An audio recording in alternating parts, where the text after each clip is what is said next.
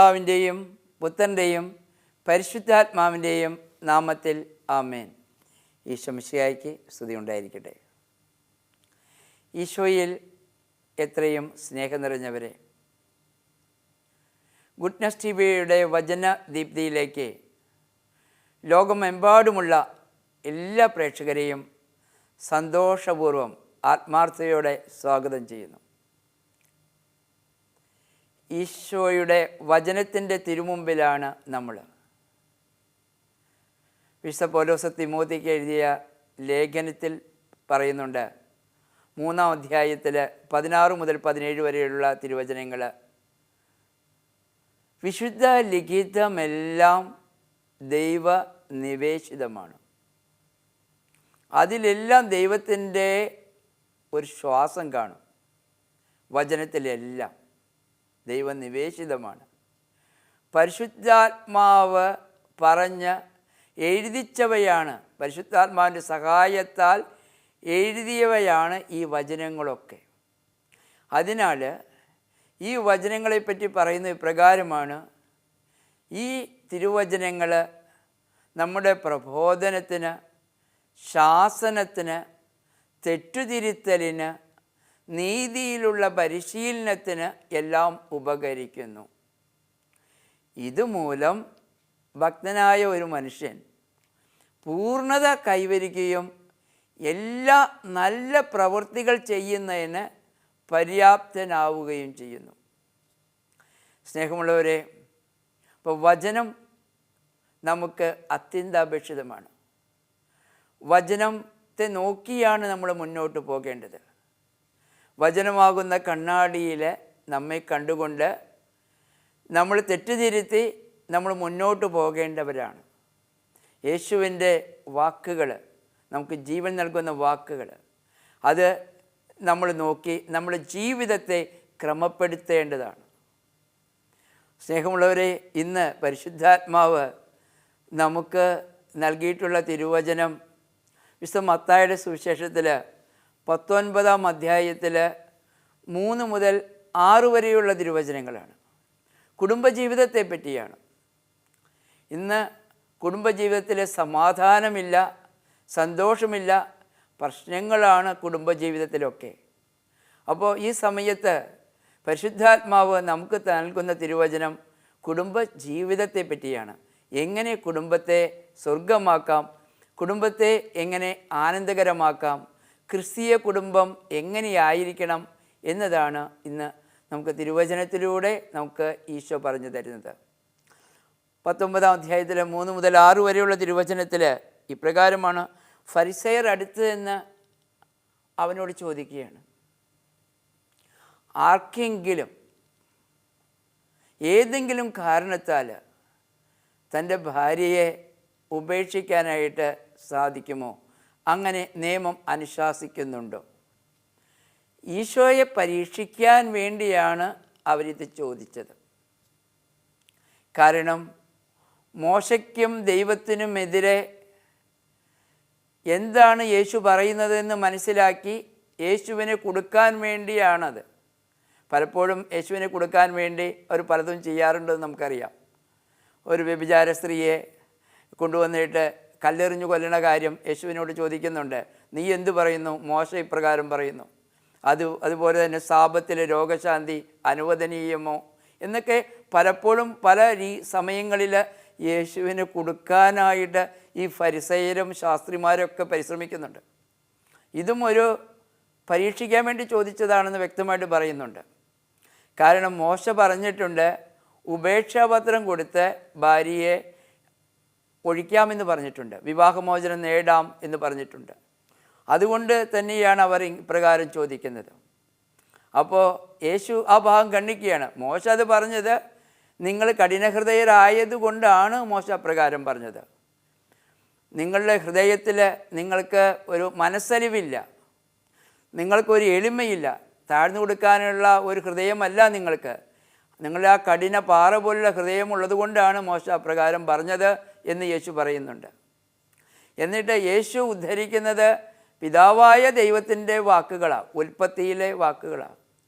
യേശു പറയുന്നുണ്ട്, ആദിയിലെ ദൈവം പുരുഷനെയും സ്ത്രീയെയും സൃഷ്ടിച്ചു. അവർ ഇനി പുരുഷനായിക്കോട്ടെ സ്ത്രീ ആയിക്കോട്ടെ അവർ മാതാപിതാക്കളെ വിട്ട് അവർ ഒന്നായി ചേരും. ഇനി മുതൽ അവർ രണ്ടല്ല, അവർ ഒന്നാണ്. അവരേക ശരീരമാണ്. ദൈവം യോജിപ്പിച്ചത് മനുഷ്യന് വേർപെടുത്താൻ യാതൊരു അധികാരവുമില്ല. കൃത്യമായിട്ടുള്ള മറുപടിയാണ് തമ്പുരാൻ യേശു കൊടുക്കുന്നത്. സ്നേഹമുള്ളവരെ, അതെ, ഉൽപ്പത്തിയിൽ ദൈവം പറഞ്ഞ അതേ വാക്കുകൾ തന്നെയാണ് യേശു ഇവിടെയും പറയുന്നത്. ഉൽപ്പത്തിയിൽ 2:24 ദൈവം പറഞ്ഞ അതേ വാക്കുകൾ യേശു ഇവിടെയും കോട്ട് ചെയ്യുകയാണ് ചെയ്യുന്നത്. പുരുഷൻ തൻ്റെ മാതാപിതാക്കളെ വിട്ട് ഭാര്യയോട് ചേരും. ഇനി മുതൽ അവർ രണ്ടല്ല, അവർ ഒന്നായിരിക്കും, ഒറ്റ ശരീരമായിരിക്കും. അവർ രണ്ടല്ല, അവർ ഒന്നായിരിക്കും. സാധാരണ ഈ പിശാചിൻ്റെ ഒരു സൂത്രം എന്ന് പറയുന്നത് അതാണ്. അവരെ ഒന്നാക്കുന്നിടത്ത് രണ്ടാക്കുവാനായിട്ടാണ് ഈ പിശാചിൻ്റെ പരിശ്രമങ്ങൾ മുഴുവനും. എന്നാൽ ദൈവം ആഗ്രഹിക്കുന്നത് അവർ രണ്ടാകാനല്ല. ആ രണ്ട് പേര്, രണ്ട് കുടുംബങ്ങളിൽ നിന്ന് വന്നവർ, രണ്ട് സാഹചര്യങ്ങളിൽ നിന്ന് വന്നവർ, രണ്ട് വ്യക്തിത്വമുള്ളവർ, അവർ കൂടിച്ചേർന്ന് വിവാഹമെന്ന കുദാശയിലൂടെ അവർ ഒന്നായിത്തീരുക. ആ ഉടമ്പടി പ്രതിജ്ഞയിലൂടെ വൈദികൻ ആശീർവദിച്ച് അവർ കൈകൾ ചേർത്ത് വയ്ക്കുമ്പോൾ അവിടെ അവർ ഒന്നായി ചേരുകയാണ്. അങ്ങനെ ഒന്നാക്കുന്ന ഒരു കുദാശയാണ് ദൈവം നടത്തുന്നത്. നിങ്ങളിനി രണ്ടല്ല, നിങ്ങളിനി ഒന്നായിരിക്കും. ഇതാണ് യേശു അവിടെ ഉത്തരം കൊടുക്കുന്നത്. സ്നേഹമുള്ളവരെ, പുരുഷൻ മാതാപിതാക്കളെ വിട്ട് എന്ന് പറയുമ്പോൾ സ്ത്രീകൾക്ക് പറയാം അത് പറഞ്ഞിട്ടില്ലല്ലോ എന്ന് വേണമെങ്കിൽ പറയാം. പക്ഷേ അതും വചനത്തിലുണ്ട്. സങ്കീർത്തനം 45:10 വായിക്കുമ്പോഴുണ്ട്. സ്ത്രീയോട് പറയുകയാണ്, നീ ചെവി ചായ്ച്ച് ശ്രദ്ധിച്ച് കേൾക്കുക, നീ നിൻ്റെ പിതൃഭവനത്തെയും പിതാവിനെയും നിൻ്റെ വീട്ടുകാരെയൊക്കെ മറന്നേക്കുക. അപ്പോഴാണ് രാജകുമാരൻ നിൻ്റെ അഴകിൽ സംപ്രീതനാകുന്നത് എന്ന് പറയുന്നുണ്ട്. അവളും വിട്ടുപേക്ഷിക്കണം. അതുപോലെ നമുക്കറിയാം, തോബിത്തിൻ്റെ പുസ്തകത്തിൽ 10:12 രഘുവേൽ തൻ്റെ മകളായ സാറയോട് പറഞ്ഞയക്കുന്നൊരു ഭാഗമുണ്ട്. സാറയോട് പറയുക ഇപ്രകാരം, മകളെ, ഇനി മുതൽ ഞങ്ങളല്ല നിൻ്റെ മാതാപിതാക്കൾ. നിൻ്റെ മാതാപിതാക്കൾ എന്ന് പറയുന്നത് ഈ വരൻ്റെ മാതാപിതാക്കളാണ്. അവരെയാണ് നീ ബഹുമാനിക്കേണ്ടത്, അവരെയാണ് നീ നോക്കി, അവർക്ക് വേണ്ടിയാണ് നീ ജീവിക്കേണ്ടത് എന്ന് പറഞ്ഞ് നല്ല വാക്ക് പറഞ്ഞിട്ടാണ് വിടുന്നത്. അവർ വിട്ടുപേക്ഷിക്കാനല്ല, മറന്നേക്ക്. പ്രധാനമായിട്ടും ശ്രദ്ധിക്കേണ്ടത് അവരെയാണ്. ഇവിടെ കർത്താവ് പറയുന്നത് ഇത് തന്നെയാണ്. കർത്താവ് പറയുന്നത്, നിങ്ങൾ മറ്റുള്ളവരെ വിട്ട് ഏറ്റവും വലിയ ബന്ധമായ ഭാര്യയും ഭർത്താവും എന്നുള്ള ബന്ധത്തിലേക്ക് കടന്നു വരണം. ആ ഒന്നാകലാണ് ഏറ്റവും പ്രധാനപ്പെട്ട കാര്യം. രക്തബന്ധത്തിലും ഏറ്റവും വലിയൊരു ബന്ധമാണത്. നമുക്കറിയാം, വിവാഹത്തിന് മുമ്പ് രക്തബന്ധമാണ് ഏറ്റവും വലുത്. കാരണം നമ്മുടെ പിതാവ്, നമ്മുടെ മാതാവ്, സഹോദരൻ, ഇതൊക്കെയാണ് നമുക്ക് വലുത്. എന്നാൽ ദൈവവചനത്തിൻ്റെ അടിസ്ഥാനത്തിൽ കുദാശയായിട്ട് നമ്മളൊരു സ്ത്രീയെ നമ്മൾ സ്വീകരിക്കുമ്പോൾ, വിവാഹം ചെയ്യുമ്പോൾ അതാണ് ദൈവം ഏറ്റവും ശ്രേഷ്ഠമായിട്ട്, ഏറ്റവും പരിഭാവനമായിട്ട്, ഏറ്റവും ഒന്നാമതായിട്ട് അത് കാണുന്നത്. ആ ബന്ധത്തിൻ്റെ അടുത്ത് മറ്റൊരു ബന്ധവും വിലപ്പോവില്ല. പലപ്പോഴും കുടുംബങ്ങളിൽ പ്രശ്നമുണ്ടാകുന്നത് ഈ ബന്ധത്തിൽ വ്യത്യാസങ്ങൾ നമ്മൾ വരുത്തുമ്പോഴാണ്. ഭാര്യയ്ക്ക് കൊടുക്കേണ്ട സ്ഥാനം ചിലപ്പോഴും നമ്മുടെ മാതാപിതാക്കൾക്ക് കൊടുക്കുക, സഹോദരന്മാർക്ക് കൊടുക്കുക, മറ്റുള്ളവർക്കൊക്കെ എല്ലാം കൊടുക്കുമ്പോൾ അവിടെയൊക്കെ പ്രശ്നങ്ങളുണ്ടാകുന്നുണ്ട്. ഇത് മാതാപിതാക്കളും ശ്രദ്ധിക്കേണ്ട കാര്യമാണ്. മാതാവിൻ്റെ ഉദരത്തിൽ നിന്ന് നമുക്കറിയാം പൊക്കിൾക്കൊടി ബന്ധം അത് വിച്ഛേദിക്കുന്നുണ്ട്. പക്ഷെ ചില അമ്മമാർ അത് വിച്ഛേദിച്ചാലും അവർ വീണ്ടും തൻ്റെ മകനെ അല്ലെങ്കിൽ തൻ്റെ മകളെ അവരെ വിട്ടുകളയില്ല. വിവാഹം ചെയ്ത് കഴിഞ്ഞാലും അവരെപ്പോഴും ഓരോ കാര്യങ്ങൾ അവരോട് ചോദിച്ച് അവരെ നിയന്ത്രിച്ചു കൊണ്ടേയിരിക്കും. അങ്ങനെ നിയന്ത്രിച്ചു കൊണ്ടേയിരിക്കുമ്പോൾ ആ കുടുംബങ്ങളിലൊക്കെ പ്രശ്നങ്ങളുണ്ടാകുന്നു. ദൈവം കണ്ടിരിക്കുന്നത് ഭാര്യയും ഭർത്താവും, അതിനാണ് ഒന്നാം സ്ഥാനം. അവരെടുക്കുന്ന തീരുമാനം, അവർക്കാണ് ഒന്നാം സ്ഥാനം. അത് കഴിഞ്ഞിട്ടേ ഉള്ളൂ മറ്റ് ബന്ധങ്ങളൊക്കെ. ഈശോ തന്നെ ഒരിക്കൽ വിശുദ്ധ ലൂക്കായുടെ സുവിശേഷത്തിൽ 8-ാം അധ്യായത്തിൽ 19 മുതൽ 21 വരെയുള്ള തിരുവചനങ്ങളിൽ നമ്മൾ കാണുന്നുണ്ട്.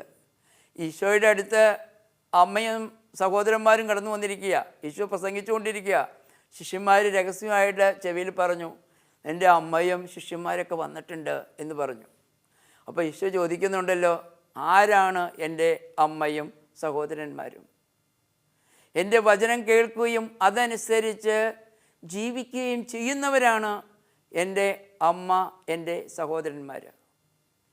ഇപ്പം രക്തബന്ധത്തിലും വലിയ ബന്ധമാണ് വചനത്തിൻ്റെ അടിസ്ഥാനത്തിൽ ബന്ധിപ്പിക്കുന്ന ബന്ധം എന്ന് തമ്പുരാൻ ഇവിടെ സ്ഥാപിക്കുകയാണ്. സ്നേഹമുള്ളവർ, ഇന്ന് കുടുംബജീവിതങ്ങളിൽ പലരും പരാതി പറയുന്നൊരു കാര്യമുണ്ട്. അവർ പരാതി പറയുന്ന ഇപ്രകാരമാണ്: അതെ, ഞങ്ങൾ ആഗ്രഹിച്ച, ഞങ്ങൾ സങ്കല്പത്തിൽ കണ്ട ഒരു ജീവിത പങ്കാളിയെ അല്ല ഞങ്ങൾക്ക് കിട്ടിയത്. ചിലപ്പോൾ അവർ ആഗ്രഹിച്ചിട്ടുണ്ടാവും, ചിലപ്പോൾ ഒരു ഭാര്യ ആഗ്രഹിച്ചിട്ടുണ്ടാവും മദ്യപിക്കാത്ത ഒരു ഭർത്താവ്, അല്ലെങ്കിൽ എപ്പോഴും പ്രാർത്ഥിക്കുന്ന ഭർത്താവ്, തന്നോട് എപ്പോഴും സ്നേഹങ്ങൾ പങ്കിടുന്ന ഒരു ഭർത്താവ്, എപ്പോഴും ചിരിക്കുന്ന ഒരു ഭർത്താവ്. അങ്ങനെ എല്ലാം കൊണ്ടും അങ്ങനെ അവരുടെ സങ്കല്പത്തിൽ പല കാര്യങ്ങളും പോകാം. അവരുടെ സങ്കല്പത്തിലൊരു ഭാര്യ ഭർത്താവിനെയല്ല കിട്ടിയത്, അല്ലെങ്കിൽ സങ്കല്പത്തിലൊരു ഭാര്യയല്ല കിട്ടിയത്. ഇത് നമ്മൾ നിരന്തരം കേൾക്കുന്നൊരു കാര്യം. എന്നാൽ ഒരു കാര്യം നമ്മൾ ഇവിടെ മനസ്സിലാക്കാനുണ്ട്. ഈശോ ദൈവം ഈ ബന്ധം സ്ഥാപിച്ചത് അനാദികാലം മുതലാണ്. ഈ ബന്ധം സ്ഥാപിച്ചത് തൽക്കാലത്തേക്ക് അല്ല സ്ഥാപിച്ചത്. ദൈവം അനാദികാലം മുതലേ നിൻ്റെ ജീവിത പങ്കാളിയായി അവൾ വരണമെന്ന് ദൈവം കണ്ടു. അതിനനുസരിച്ചിട്ട് നിനക്ക് പറ്റിയ ജീവിത പങ്കാളിയെ തന്നെയാണ് തമ്പുരാൻ നിനക്ക് തന്നിരിക്കുന്നത്. അത് നമുക്ക് മനസ്സിലാക്കുന്നില്ല എന്നേ ഉള്ളൂ. സ്നേഹമുള്ളവരെ, ഞാൻ പലപ്പോഴും വിചാരിച്ചിട്ടുണ്ട്, എൻ്റെ ജീവിത പങ്കാളി എന്താണ് ഇങ്ങനെ എന്ന് വിചാരിച്ചിട്ടുണ്ട്. പലപ്പോഴും അവൾ ദേഷ്യപ്പെടുകയും അവൾ പ്രശ്നങ്ങളുണ്ടാക്കുകയും കുടുംബത്തിൽ വഴക്കുകളൊക്കെ ഉണ്ടാക്കുകയും ചെയ്യുമ്പോൾ. പക്ഷെ ഒരു കാര്യം ഞാൻ മനസ്സിലാക്കി. അപ്പോഴൊന്നും ഞാൻ ബൈബിൾ വായിക്കാറില്ല. സാധാരണ പള്ളിയിൽ പോകുന്ന പോലെ പോകുന്നുള്ളൂ. പക്ഷേ ഇവൾ വഴക്കുണ്ടാക്കുമ്പോഴും പ്രശ്നങ്ങളൊക്കെ ഉണ്ടാക്കുമ്പോഴൊക്കെ ഒരു ദിവസം ബൈബിൾ എടുത്ത് വായിക്കാൻ തുടങ്ങിയപ്പോൾ ആ വലിയ മഴ പോലെ ഉണ്ടായിരുന്ന ചാറ്റിൽ ആ ബഹളം ഒക്കെ പെട്ടെന്ന് ശാന്തമായി നിന്നു. അപ്പം ഞാൻ വിചാരിച്ചു, ഇനി വഴക്കുണ്ടാകുമ്പോഴൊക്കെ ഏറ്റവും നല്ലൊരു കാര്യം ഇതാണ്, ബൈബിൾ എടുത്ത് വായിക്കുക എന്നുള്ളതാണ് ഏറ്റവും വലിയ കാര്യം. അപ്പോൾ വഴക്കുമായിട്ട് എന്തെങ്കിലും പ്രശ്നങ്ങളുമായിട്ട് ഭാര്യ കടന്നു വരുമ്പോൾ, അപ്പോൾ ആ പ്രശ്നത്തിൻ്റെ ഗൗരവം ഒരു കാര്യഗൗരവം ഉണ്ടാവത്തില്ല. വെറുതെ വഴക്കിടുന്ന രീതിയിലേക്കാണ് കാര്യങ്ങൾ പോകുന്നതെങ്കിൽ ഉടനെ ഞാൻ വിശുദ്ധ ബൈബിൾ എടുത്തുകൊണ്ട് ഞാനിത് വായിക്കാൻ തുടങ്ങും. വായിക്കാൻ തുടങ്ങുമ്പോൾ തുറക്കുമ്പോൾ തന്നെ ഭാര്യ നിശബ്ദയാവും. വായിക്കാനായിട്ട് ഇഷ്ടംപോലെ സമയം കിട്ടി. അങ്ങനെ വിശുദ്ധ ഗ്രന്ഥം വായിക്കാനും മനസ്സിലാക്കാനും അറിയാനും ഒക്കെ കുറച്ച് കഴിഞ്ഞു. കാരണം അതാണ്, ദൈവം എനിക്ക് തന്ന ജീവിത പങ്കാളിയിലൂടെയാണ് എനിക്കത് സാധിച്ചത്. എന്നെ ഇങ്ങനെയാക്കി തീർത്തത് എൻ്റെ ജീവിത പങ്കാളിയാണ്. അപ്പോൾ സ്നേഹമുള്ളവരെ, ദൈവത്തിന് ഒരു പ്രത്യേക ഒരു ഉദ്ദേശമുണ്ട്. ഓരോ വ്യക്തിയിലും ഓരോ ഉദ്ദേശമുണ്ട്. അത് ദൈവം നടത്തുന്നു എന്നേ ഉള്ളൂ. 1 കൊറിന്തോസ് 7-ാം അധ്യായത്തിൽ 12 മുതൽ 14 വരെയുള്ള തിരുവചനങ്ങൾ വായിച്ചാൽ നമുക്കറിയാം. ഒരു വിശ്വാസിയായ ഭർത്താവ് അവൻ അവിശ്വാസിയായ ഭാര്യയെ വിശുദ്ധീകരിക്കണമെന്ന് തന്നെയാണ് എഴുതിയിരിക്കുന്നത്. അതുപോലെ വിശ്വാസിയായ ഒരു ഭാര്യ അവിശ്വാസിയായ ഒരു ഭർത്താവിനെ വിശുദ്ധീകരിക്കാനാണ് സൃഷ്ടിച്ചത്. അവർ പരസ്പരം ജീവിത പങ്കാളികൾ വിശുദ്ധീകരിക്കണം. അതിനു വേണ്ടിയാണ് കർത്താവ് സൃഷ്ടിച്ചിരിക്കുന്നത്. കാരണം സ്വർഗത്തിൽ നിന്ന് ദൈവം നോക്കി, ഇവനെ നന്നാക്കാനായിട്ട് അല്ലെങ്കിൽ ഇവളെ നന്നാക്കാനായിട്ട് ഇവനെ കൊണ്ടാണ് കഴിയുക എന്ന് മനസ്സിലാക്കിക്കൊണ്ട് അതിന് പറ്റിയ രീതിയിലുള്ള ജീവിത പങ്കാളിയെയാണ് നമുക്ക് നൽകിയിരിക്കുന്നത്. ഇതിൻ്റെ അനന്തരഫലമോ നമ്മൾ വിശുദ്ധീകരിക്കപ്പെട്ട മക്കളായി അവസാനം വന്നു ചേരുന്നു. നമ്മുടെ മക്കളും വിശുദ്ധീകരിക്കപ്പെട്ടവരായി മാറുന്നു. ഇതാണ് സത്യം. ഇതെങ്ങനെയാണ് സാധിക്കുക? ഇത് സാധിക്കുക 1 പത്രോസ് 1:3-4 വരെയുള്ള തിരുവചനങ്ങളിൽ സ്ത്രീകളോടായിട്ട് പറയുന്നുണ്ട്. ഭാര്യമാരോട് പറയുന്നത്, ഭാര്യമാരെ നിങ്ങൾ അവരെ വാക്കുകൊണ്ടൊന്നും ചിലപ്പോൾ എടുക്കാൻ പറ്റിയെന്ന് വരില്ല. പക്ഷേ നിങ്ങളുടെ പെരുമാറ്റം കൊണ്ട്, നിഷ്കളങ്കമായ നിങ്ങളുടെ സ്വഭാവം കൊണ്ട് അവരെ നിങ്ങൾക്ക് വിശ്വാസത്തിലേക്ക് ആനയിക്കാനായിട്ട് സാധിക്കും. നിങ്ങളുടെ സ്വർണ്ണാഭരണമോ നിങ്ങളുടെ പിന്നിയ മുടിയോ നിങ്ങളുടെ വിശേഷ വസ്ത്രങ്ങളോ ഒന്നുമല്ല നിങ്ങളുടെ അലങ്കാരം. നിങ്ങളുടെ അലങ്കാരം എന്ന് പറയുന്നത് നിങ്ങളുടെ ശാന്തമായ ശ്രേഷ്ഠതയാർന്ന ആന്തരിക വ്യക്തിത്വമാണ്. അങ്ങനെ വരുമ്പോൾ ഏത് കൊമ്പനായാലും ഏത് പ്രശ്നക്കാരനായാലും അവനെയൊക്കെ ആനയെ പാപ്പാൻ മെരുക്കുന്ന പോലെ അവർക്ക് മെരുക്കിയെടുക്കാനായിട്ട് അവർക്ക് വിശുദ്ധീകരിച്ച് കൊണ്ടുപോകാനായിട്ട് സാധിക്കും.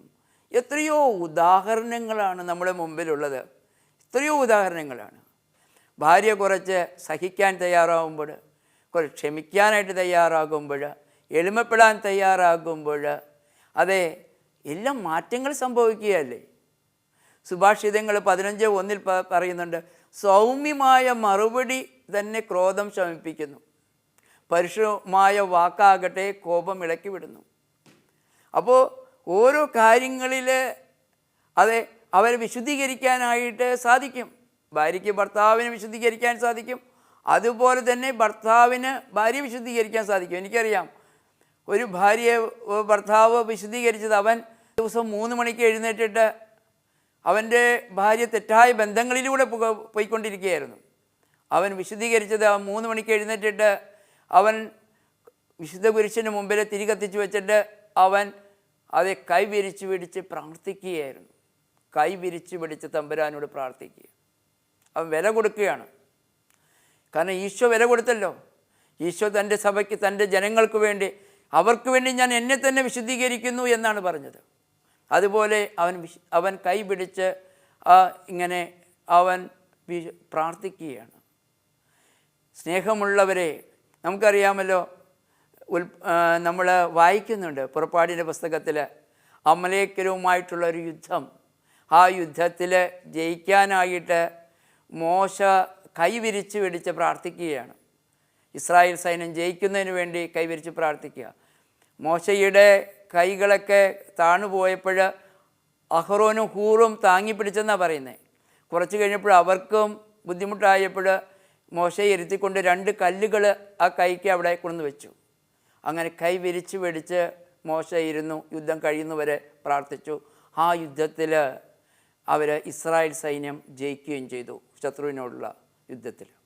സ്നേഹമുള്ളവരെ, പരസ്പര വിശുദ്ധീകരണത്തിനാണ്. ഭാര്യയ്ക്ക് ഭർത്താവിനെ വിശുദ്ധീകരിക്കാൻ സാധിക്കും, ഭർത്താവിന് ഭാര്യയെ വിശുദ്ധീകരിക്കാനായിട്ട് സാധിക്കും. അതിനുവേണ്ടി തന്നെയാണ്, അറിഞ്ഞുകൊണ്ട് തന്നെയാണ് നമുക്ക് ജീവിത പങ്കാളിയെ തന്നത് എന്നത് നാം ഹൃദയത്തിൽ നാം സ്വീകരിക്കേണ്ട ഒരു കടമയാണ്. എഫേസുകാർക്ക് എഴുതിയ ലേഖനത്തിൽ 5-ാം അധ്യായത്തിൽ 22 മുതൽ 33 വരെയുള്ള തിരുവചനങ്ങൾ വളരെ പ്രധാനപ്പെട്ട ഒരു കാര്യം. പൗലോസ്ലീഹ വളരെ വ്യക്തമായിട്ട്, എല്ലാവർക്കും അറിയാവുന്നതായിരിക്കാം, പക്ഷേ കൃത്യമായിട്ട് പൗലോസ്ലീഹ ഭർത്താവിൻ്റെ സ്ഥാനം എന്തായിരിക്കണം, ഭാര്യയുടെ സ്ഥാനം എന്തായിരിക്കണം എന്ന് നമുക്ക് യാതൊരു സംശയങ്ങൾക്കും ഇടയില്ലാത്തവണ്ണം വ്യക്തമായിട്ട് പറഞ്ഞു തരുന്നുണ്ട്. അതിനകത്ത് ഭർത്താവിൻ്റെ സ്ഥാനം പറയുകയാണ് ക്രിസ്തുവിൻ്റെ സ്ഥാനമാണ്. ഭാര്യയുടെ സ്ഥാനമാകട്ടെ സഭയുടെ സ്ഥാനമാണ്.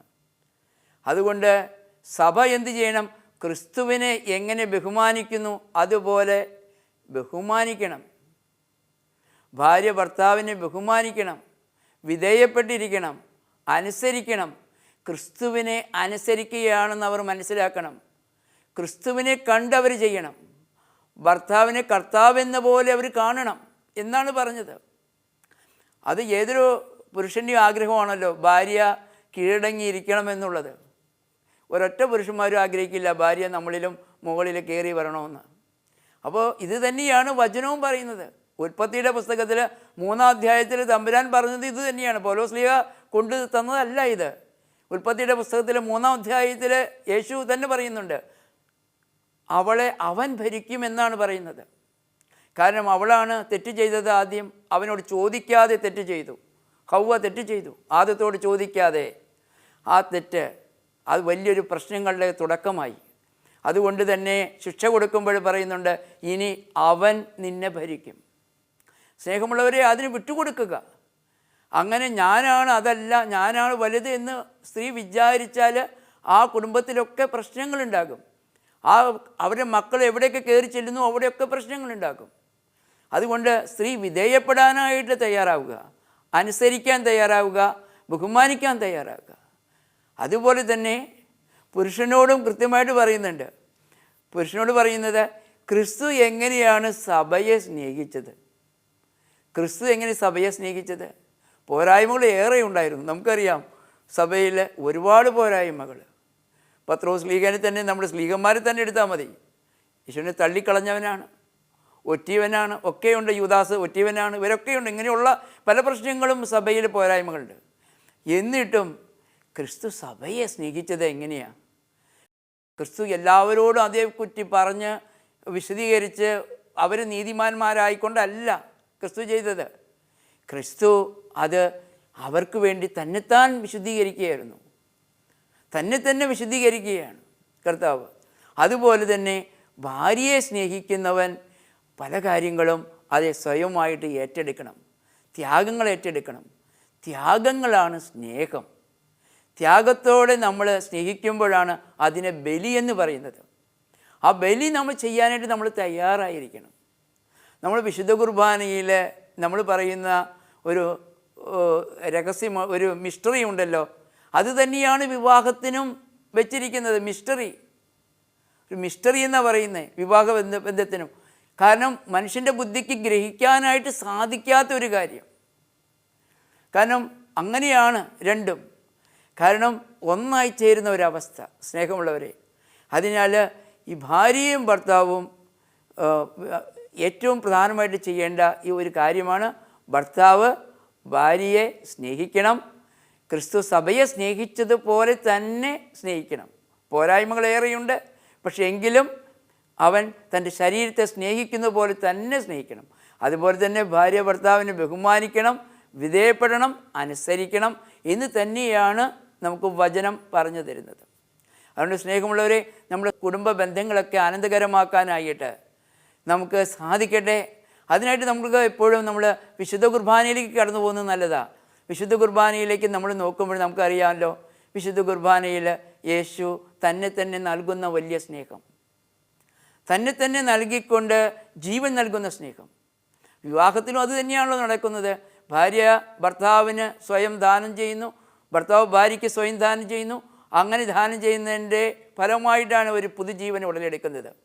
ഇവിടെ സ്വയം ക്രിസ്തു ദാനം ചെയ്യുന്നതിലൂടെ നമുക്ക് നിത്യജീവൻ ലഭിക്കുന്നു. നമ്മളെ കർത്താവ് വിവാഹിതരായ ഓരോരുത്തരെയും സൃഷ്ടികർമ്മത്തിൽ പങ്കാളികളാക്കുന്നു. എത്രയോ വലിയ കാര്യമോ. അതുകൊണ്ട് ഇത് കാര്യങ്ങളെല്ലാം നമ്മൾ മനസ്സിലാക്കിക്കൊണ്ട് കുടുംബജീവിതത്തിനെ സന്തോഷപ്രദമാക്കാൻ, ആനന്ദപ്രദമാക്കാൻ നമുക്ക് പരിശ്രമിക്കാം. നമ്മുടെ കുടുംബങ്ങൾ വിശുദ്ധീകരിക്കപ്പെടണം, നമ്മുടെ മക്കൾ വിശുദ്ധീകരിക്കപ്പെടണം. അങ്ങനെ സന്തോഷകരമായ ഒരു അന്തരീക്ഷം ഉണ്ടാകണമെന്നാണ് തമ്പുരാൻ ആഗ്രഹിക്കുന്നത്. അതിനായിട്ട് സർവേശ്വരൻ എല്ലാവരെയും അനുഗ്രഹിക്കട്ടെ. ഈശോയെ നന്ദി, ഈശോയെ സ്തുതി. Hallelujah, hallelujah. Praise the Lord.